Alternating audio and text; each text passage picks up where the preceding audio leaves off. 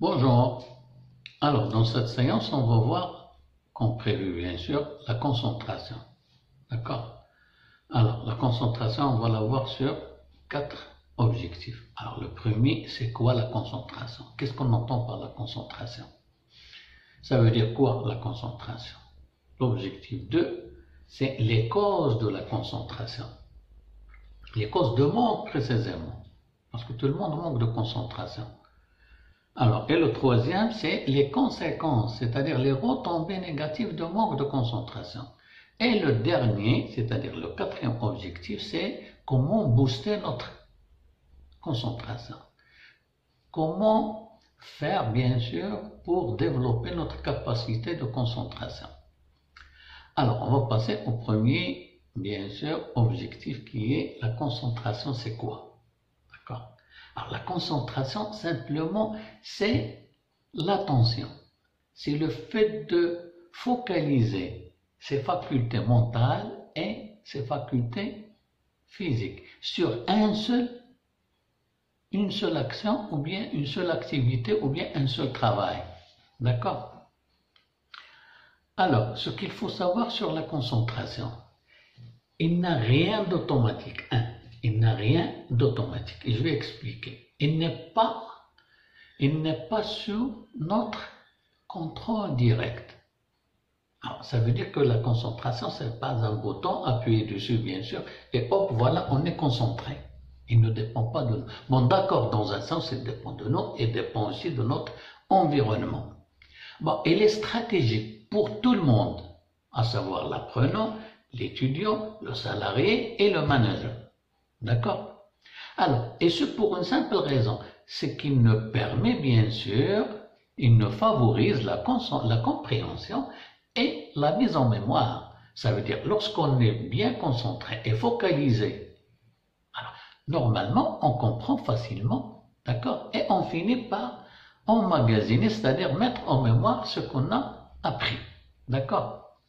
Alors, il ne suffit pas d'avoir son registre entre les mains ou bien un dossier et bien sûr tourner les pages et dire voilà, j'ai réalisé un travail efficace. Ah ben, il faut également bien sûr se focaliser, se concentrer, ce qui n'est pas bien sûr facile. D'accord? Alors, on passe bien sûr au deuxième qui est les causes de manque de concentration. Deuxième objectif. D'accord? Alors, avant de passer au deuxième, je vais faire une petite conclusion. Alors, en conclusion, les troubles de la concentration, ils touchent tout le monde, à tout âge et à tous les stades de la vie. Alors, ainsi, les études, le travail et encore la vie au quotidien, ils peuvent être affectés effectivement à travers ce manque de concentration.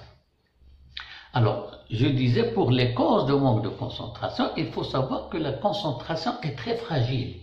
Alors, très fragile, ça veut dire qu'il peut être influencé par l'environnement externe et ce qui est à l'intérieur de nos bien sûr. D'accord, des préoccupations, voilà, des problèmes, des idées, d'accord. Alors, et plusieurs variables, bien sûr, et facteurs peuvent influencer notre considération. C'est pourquoi il faut contrôler effectivement l'environnement et contrôler ces facteurs-là. Alors, la première des causes, bien sûr, il y a le manque de sommeil. Et c'est très important parce que beaucoup de personnes, et surtout les apprenants, ils passent une bonne partie, malheureusement, ils passent une bonne partie de leur nuit connectés, et par conséquent, ils finissent par ne pas avoir largement de sommeil. Et l'alimentation déséquilibrée, des sandwichs, de fast-food, d'accord? Et le style de vie sédimentaire. Alors, un style de vie sédimentaire, un style de vie là où il n'y a pas de mouvement, il n'y a pas d'activité physique. Et comme vous pouvez le constater, le critère de l'activité physique, c'est primordial. Parce que la relation entre, bien sûr, l'esprit, comme le dicton courant, esprit sain, dans un corps sain, c'est tout à fait normal. Il y a une relation dialectique entre le corps et l'esprit. Alors, et l'environnement perturbateur. Malheureusement, on vit dans un environnement où il y a beaucoup de bruit. un bruit excessif, je dirais même. Bon, il y a la fatigue, la maladie, la déprime et aussi le stress et les événements traumatisants. Des accidents, des maladies, des problèmes de famille, des séparations, beaucoup d'événements traumatisants malheureusement. D'accord? Et on n'oublie pas la consommation de psychotropes. Alors, les psychotropes, c'est le tabagisme, les cigarettes, l'alcool et autres, bien sûr. Alors, on passe au troisième, bien sûr, objectif, qui est les conséquences de manque de concentration. Alors, le manque d'efficacité aux études, au travail, au bureau, est toujours lié au manque de concentration. D'accord? C'est-à-dire les résultats, mais les objectifs, ils sont toujours liés à notre degré de concentration. Alors, le manque de concentration fait perdre du temps, de l'énergie et les sources de fatigue et de découragement.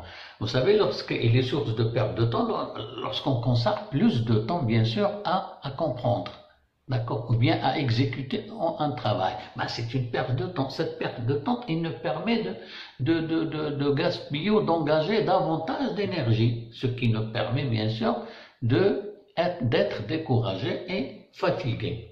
Alors, parmi les conséquences aussi, c'est le stress, et il y a la dépression, et la perte de mémoire, d'accord, et la baisse de concentration, ok. Alors, ça c'est pour les conséquences. On passe pour le quatrième, bien sûr, qui est bien sûr comment booster sa mémoire. Alors, la première des choses pour booster notre concentration, ou bien pour retrouver une bonne capacité de concentration, numéro 1, et toujours il va être présent, c'est adopter une meilleure hygiène de vie, c'est-à-dire un meilleur style de vie. Comment adopter un meilleur style de vie? C'est toujours introduire l'activité physique, comme je disais, je le redis tout le temps. D'accord? Cela va vous aider à se sentir mieux. Satisfaire le besoin de sommeil, dormir suffisamment. 3. Opter pour un régime alimentaire varié et équilibré. Vous savez, la plupart des personnes, ils se disent, bon voilà, moi j'aime pas ce genre de fruits, j'aime pas ce genre de légumes, je ne mange pas les pâtes, ainsi de suite. Alors, nos besoins, bien sûr, notre organisme, pour bien fonctionner, il a besoin de tous les nutriments qui se trouvent, bien sûr, dans les aliments, à savoir les protéines, les lipides et les glucides, bien sûr, sans oublier les vitamines et les minéraux, c'est tout à fait normal. Et il faut boire, on oublie tout le temps de boire de l'eau. Il faut boire largement entre 1,5 litre et 2 par jour, bien sûr, ça ne fait que de bien, d'accord? Et bien sûr, deuxièmement, il faut souffrir, d'accord? Il faut souffrir un environnement calme et ordonné. Lorsqu'on veut travailler, bien sûr, il faut vérifier les conditions du travail, à savoir le calme et l'ordre, bien sûr. Planifiez votre temps, d'accord? Alors, pour booster votre concentration, il faut avoir un plan de travail. On ne travaille pas à l'aveuglette, d'accord, ou bien à la sauvette. Il faut avoir un plan de travail. Il faut suivre un planning, d'accord. Alors, faire des pauses. Vous savez que la concentration, et on est dans la concentration moyenne d'une personne normale, bien sûr, il varie entre 15 et 20 minutes. Alors, il faut programmer des petites pauses, d'accord. Et entamer des activités qui amènent à réfléchir et à observer, à mémoriser, bien sûr en dehors du travail, ça c'est sûr. Éviter les chronophages. Vous savez, les chronophages, ce sont les choses, ou bien les activités, ou bien les personnes qui nous font perdre beaucoup de temps. D'accord? Comme les smartphones, bien sûr, les télés, et les personnes oisives. Les personnes oisives, ce sont les personnes, les collègues plutôt, bien les amis, qui n'ont aucune activité, d'accord, qui sont inactifs. Et bien sûr, éviter la procrastination. La procrastination, c'est le fait de laisser traîner les choses. Bon, se dire, bon, j'ai un travail, une activité à faire pour aujourd'hui, bon, je vais la laisser pour demain matin. Alors, demain matin, je vais dire, bah, je suis un petit peu fatigué pour une raison. Vous savez, pour justifier une bêtise, il y a 36 000 solutions. Bien 36 000 raisons, d'accord? On va dire, bon, je vais le laisser. C'est ça la procrastination. C'est laisser traîner les choses. Et bien sûr, réaliser des exercices, des relaxations, des méditations et de respiration. Bon, je crois que c'est la fin de la vidéo. Bon, la prochaine vidéo, il va faire l'objet de la préparation de l'EFCF, c'est-à-dire examen de fin de cursus de formation. Alors, d'ici là, je vous souhaite bon courage et à la prochaine.